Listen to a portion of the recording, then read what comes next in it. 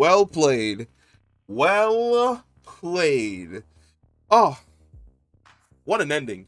See, I've been harping on something for like a really long time, which is something that I never enjoyed about the sequel trilogy, which is that the sequel trilogy didn't really take any care to literally take care of both the prequel and the original characters. It was just like throwing shit at the wall, trying to see what sticks, changing like the character arc of certain characters to like fit a certain story that they were trying to tell, instead of inserting the character into the story and then having that character react the way in which we would expect that character to react. I love everything about this, like this finale. This finale was absolutely fucking fantastic. Number one, right off the break, this probably has my favorite Vader scene, and I feel as though I've been saying that consistently since this began. Like the Rogue One scene, fantastic. Vader terrorizing the shit out of Obi-Wan in Episode 3, fantastic.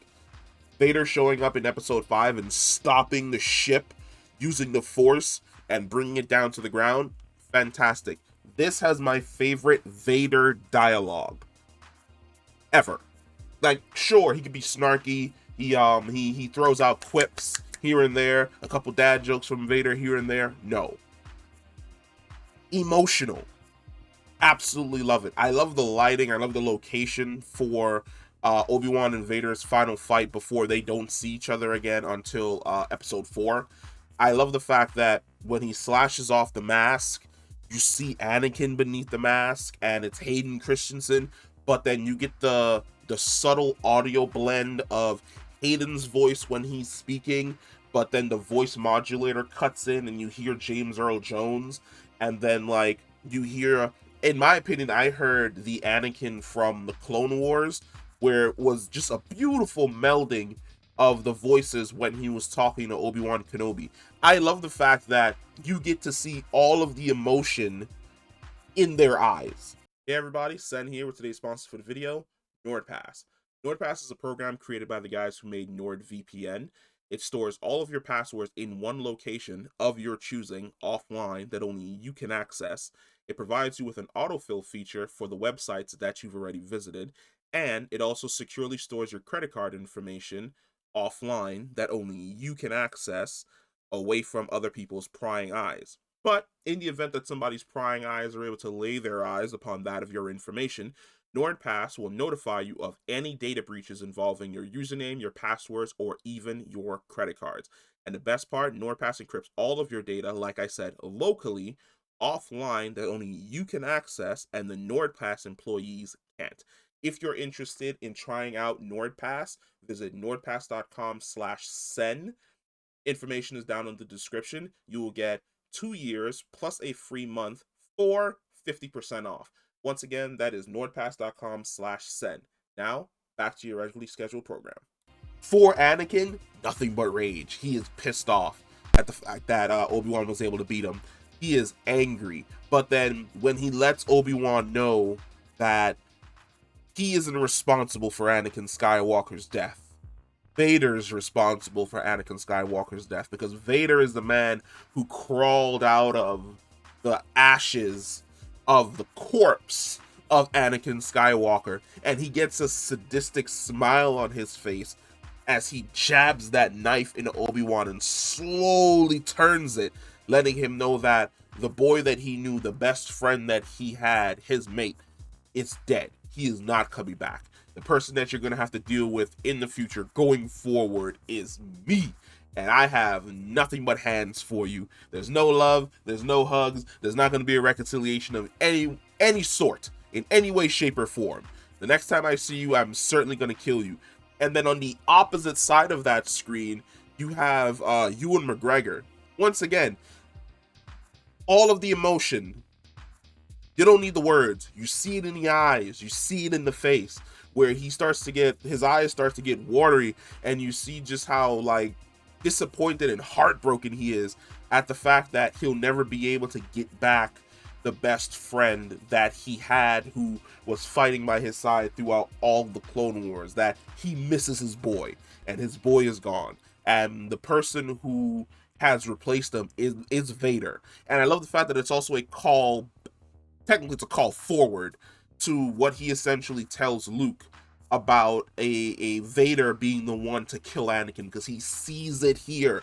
He hears it in the voice. He sees it in his eyes that Anakin Skywalker is truly dead. Absolutely fucking love it. There were a lot of call forwards essentially to stuff that's going to happen in the future in regards to New Hope. Now, one of the things that I can say that I didn't like this episode is the fact that we were being pulled away from the more interesting situation with Vader and Obi-Wan and being thrown into the Riva situation. I knew that she was going to attack the farmstead, but didn't really care to be pulled away from what I found was way more interesting, to basically like watch an episode of Home Alone on Tatooine. And I have to give it to the Lars, like they like fucking Owen, man, with the shotgun. Not in my fucking house, not my goddamn kid. Like, that's dope as hell. This series has done a really good job of showing just how much Uncle Owen and Aunt Beru fucking love Luke. Fantastic. We've speculated it before. Like, their introduction in A New Hope always made them feel as though they were like a little bit of hard asses. But it's great to see that they genuinely love Luke, and that Obi-Wan takes more or less Owen's direction basically to heart, where he's like, yes, I agree. It's best if he is raised just to be a boy. Basically trusting in the Force. Unbeknownst to him, trusting in the Force. Now, the end of Riva's story is also super interesting, because I really thought her character was going to die, but she didn't. She realized at the end of it that she's not Anakin Skywalker, which is she can't kill a child in order to hurt someone else. And I love that, which basically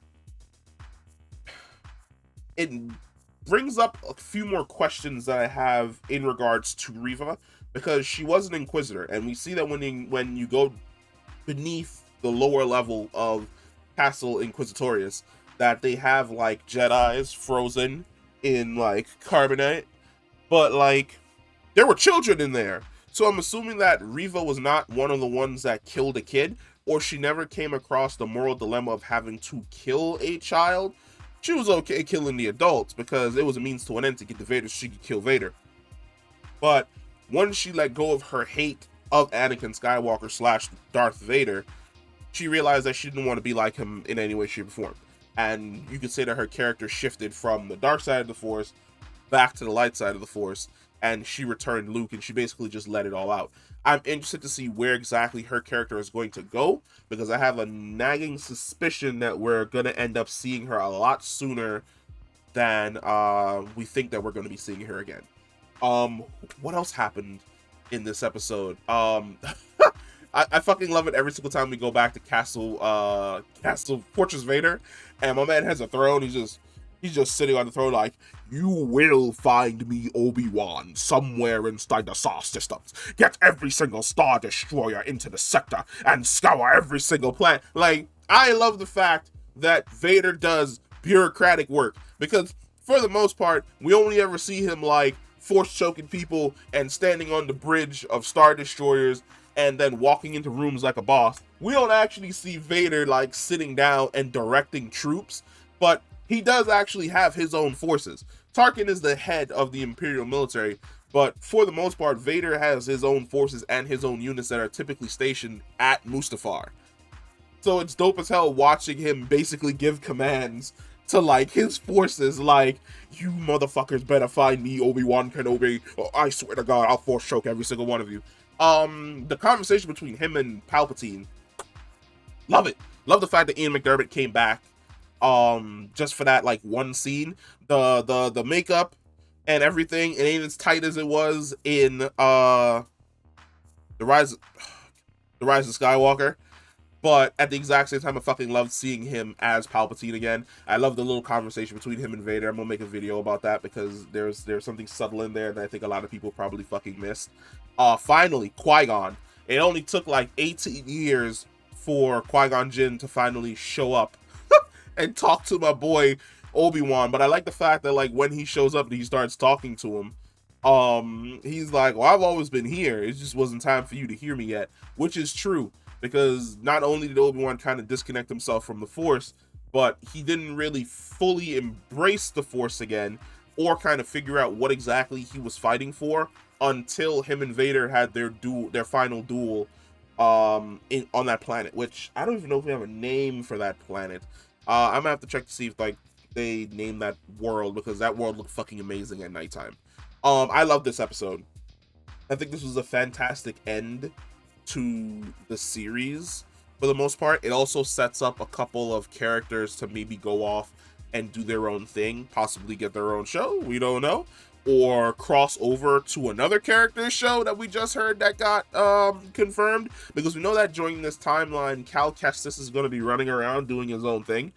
So it's going to be interesting to see whether or not the Path or Riva end up coming back to be on Cal Kestis' show or interact with Cal Kestis in any way, shape, or form. Now, the little girl who plays Leia, fantastic. I fucking love her. Protect her at all costs. Protect her at all costs, and protect the kid who plays Luke Skywalker, young Luke Skywalker, at all costs. I thought they were great. We didn't get much from Luke because, for the most part, he really only exists to be seen from far away, and then during that very last scene.